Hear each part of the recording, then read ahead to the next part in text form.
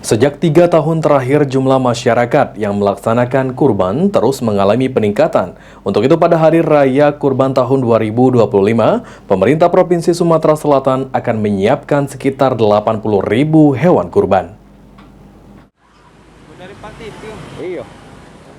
Berdasarkan data Dinas Ketahanan Pangan dan Peternakan atau DKPP Provinsi Sumatera Selatan, jumlah masyarakat yang melaksanakan kurban terus mengalami peningkatan sejak 3 tahun terakhir.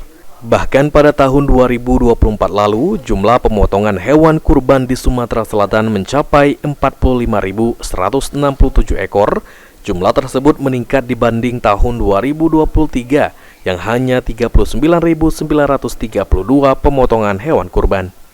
Dengan adanya peningkatan jumlah hewan kurban setiap tahunnya, pemerintah Provinsi Sumatera Selatan melalui Dinas Ketahanan Pangan dan Peternakan akan menyiapkan sekitar 80.000 hewan kurban untuk memenuhi kebutuhan hewan kurban di Sumatera Selatan.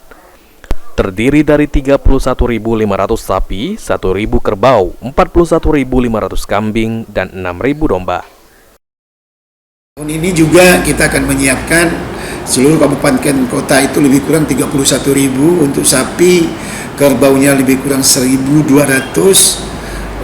kemudian untuk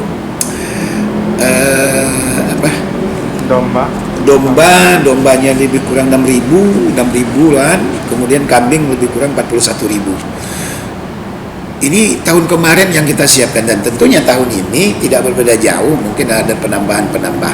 Dan mudah-mudahan itu akan cukup dan masyarakat tidak akan resah bahwa hewan kurban yang disiapkan di Sumatera Selatan itu kurang. Sementara untuk mengantisipasi penyebaran penyakit ternak di Sumatera Selatan, DKPP Sumatera Selatan akan melakukan pengawasan terhadap hewan kurban yang masuk ke Sumatera Selatan.